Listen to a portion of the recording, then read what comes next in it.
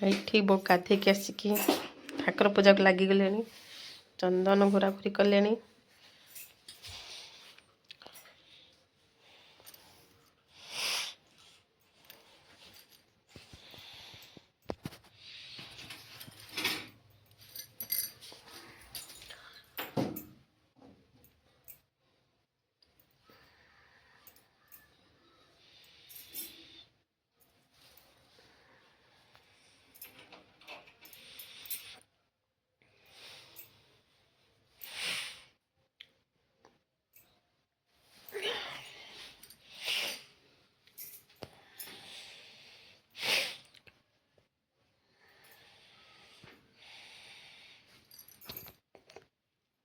साढ़े 9 भात हो गलानी ऑलरेडी। एबे मसूर डाली बसची। तापर कौन हम साग भजा खुदा दाहर को साग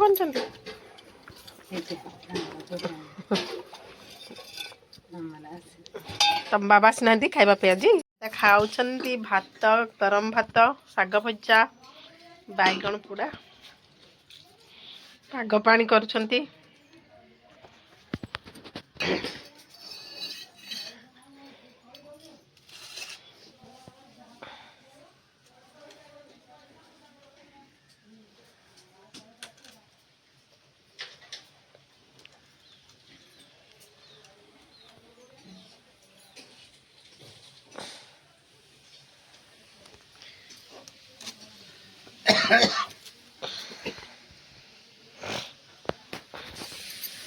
आ कौन सचिंद्रा कौट आन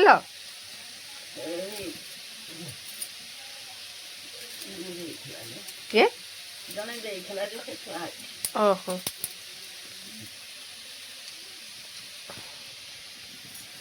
साग बजाइला सचिंद्रा पिठो करेंगे। आज खुड़ी हाथर रेसिपी सचिंद्रा पिठो देखिए।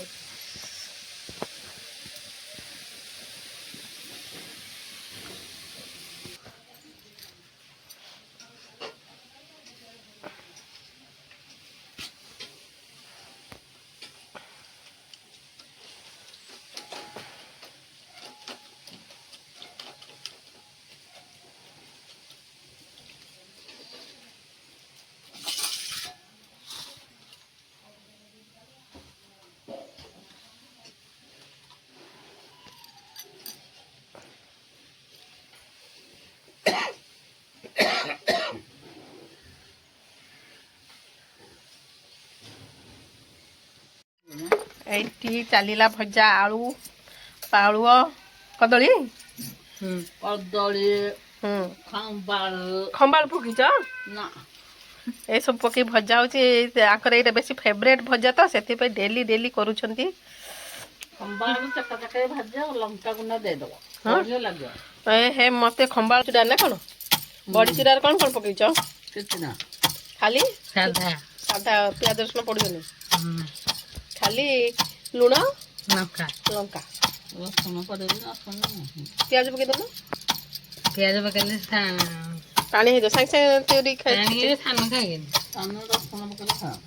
पकड़े केवल ये भाउज देखो गोटे नुआ जिन खाऊंगी ये है चना छुई भिडियोटा करते आनले भिडियोटा करते ये सीझा चना खाऊँ साइड छुई को किए जानिच अणी छुई ना कणी छुई चना छुई गंजाम आड़े कहते अणी छुई एबे पखाल खियाब रोसे सरला रोसे सरला एथर पखाल खिया हम एथर जल्दी जल्दी रोसे हो जल्दी जल्दी खिया हो आउ खराब पड़े आहुरी जल्दी रोसे हो ना 10टा 10:30 सुधा रोसे शेष भजा चली भजा हो गला रोस्ट फ्राए गले होगला आ साग फाग कहीं आनलन जे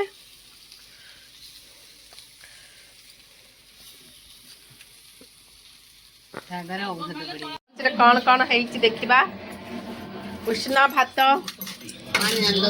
उष्णा भात कदली आलू पालुआ भजा बड़ी चूरा कोली आचार से टमाटो चक्का एठी डाली ଏବେ ବର୍ତ୍ତମାନ ଖିଆ ଷ୍ଟାର୍ଟ ହବ। ଖାଇବା ପାଇଁ ରେଡି ପ୍ରିପାରେସନ୍ ଚାଲିଛି। କୋଳି କ'ଣ ଲଙ୍କା ରାଗ ହେଇନି। ଦେଖନ୍ତୁ ଭାଇ ଆଉ ଯୋଉ କେମିତି ଆଙ୍ଗୁଠି ଚାଟି ଚାଟି ଆଚାର ଖାଇ ଦଉଛନ୍ତି। ପ୍ରବଳ ଭୋକ ହେଲାଣି, ଅପେକ୍ଷା କରିପାରୁନାହାନ୍ତି। ଅପେକ୍ଷା ନା ଖାଇବୁ ପିଆଜ ନାହିଁ ନାଇଁ ଏତିକି ପିଆଜ ଦେ କିଛି ନାହିଁ। ଆଉ ଟିକେ ଉପରକୁ ତୁ ଏଠି ଆପଣ ଏଇଟା କହିଲେ ଆହୁରି ଉପରକୁ ଏଠିକି ଯିବେ ରେଟ୍ କେତେ ଭେରାଇଟି ପାଗ ପାଣି, କୋଳି ଆଚାର, ଏଇଠି ଟମାଟୋ ଆଳୁ ପାଗ ପାଣି, ସେଇଠି ଆଳୁ ସିଝା ପାଗ ପାଣି, ଖାଲି ପାଗ ପାଣି ସ୍ପେଶାଲ।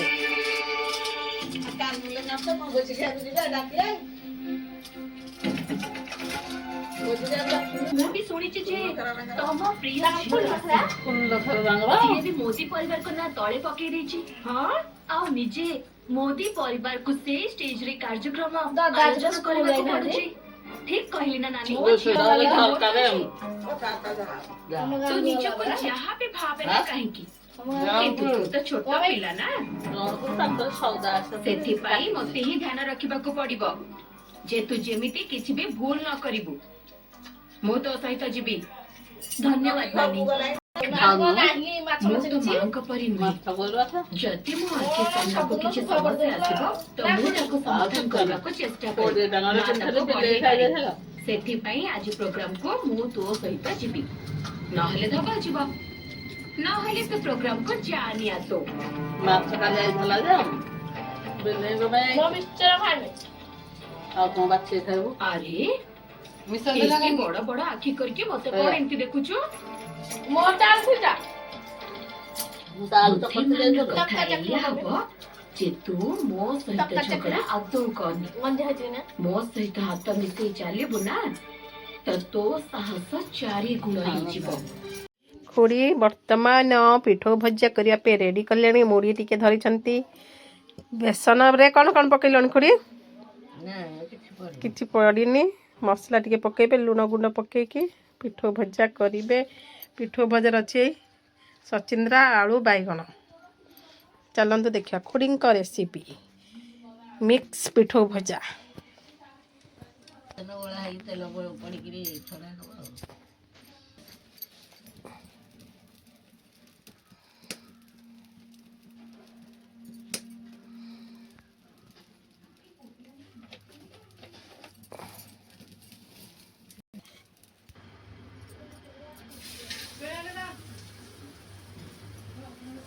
ସେ ଲିଭି ଯାଉଛି ଚୁଲିଟା। କ'ଣ କରିବି ଯେ ମୁଁ ଗୋଟେ ଆଡ଼େ ପୋଡ଼ି ଯାଉଛି। କ'ଣ ପୋଡ଼ି ଯାଉଛି? ମୋ ଗୋଡ଼ ସେ ଆଞ୍ଚ ବାହାରିକି ପୋଡ଼ି ଯାଉଛି ବୋଧେ। ଶୀତ ଦିନେ ସିନା ଭଲ, ଖରା ଦିନେ ତ ଖାଲି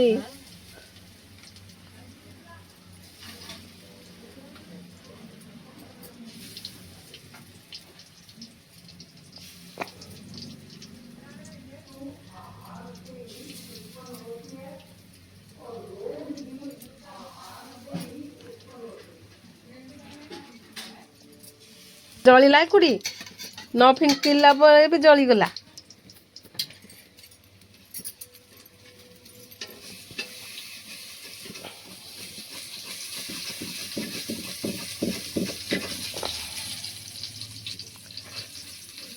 ସେ ପିଠରେ କିଛି ମସଲା ପକେଇନ କି ରାଗ କିଛି ପକେଇନ, ଖାଲି ଲୁଣ? ମସଲା କିଛି ନାହିଁ। ଆମର ତ ନାହିଁ, ସେମିତି ପତ୍ରକୋବି ରାନ୍ଧୁଛି ମୁଁ, ଖାଲି ଲଙ୍କା ଗୁଣ୍ଡ ଟିକେ ପକେଇକି। ଲଙ୍କା ଗୁଣ୍ଡ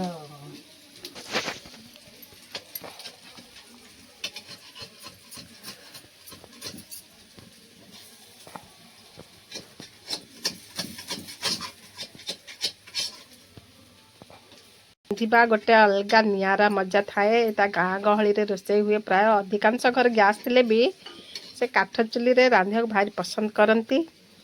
ଆଉ କାଠ ଚୁଲିର ରୋଷେଇ ଟିକେ ଅଧିକା ଟେଷ୍ଟ ବୋଲି ଲୋକମାନେ କୁହନ୍ତି ଗ୍ୟାସ୍ ଚୁଲିଠୁ।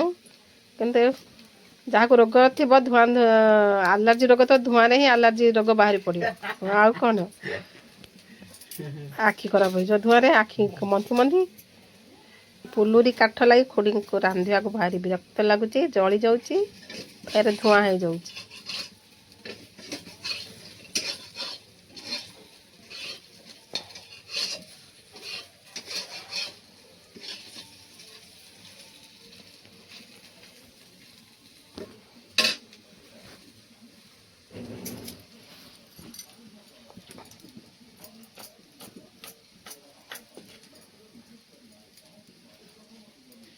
ଆଳୁ କିଏ ଖାଇବ ଭୀମା? ତା ପାଇଁ କରିକି ଥୋଇଦେଲେ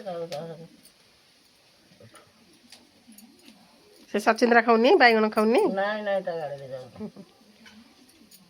ଆଉ ତମେ ବାଇଗଣ ସଚିନ୍ଦ୍ରା ଖାଇବ? ଡାଲମାରେ ପଇଲେ କ'ଣ ସେ ଖାଉଛି ବାଇଗଣ ଚିପୁଡ଼ିକି ସବୁ ତଳେ ଗଦେଇ ଦେଉଛି।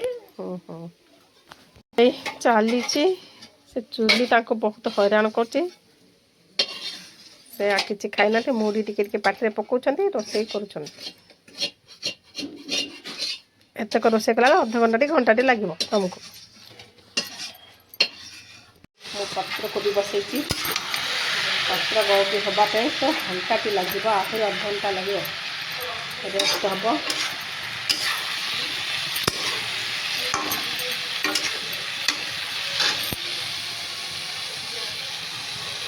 ମୋର ରୋଷେଇ ସରି ଆସିଲାଣି ପତ୍ରକୋବି ଝୁଡ଼ଙ୍ଗ ଆଳୁ ଭଜା ଭାତ ପଖାଳ ହେବ ଭାତ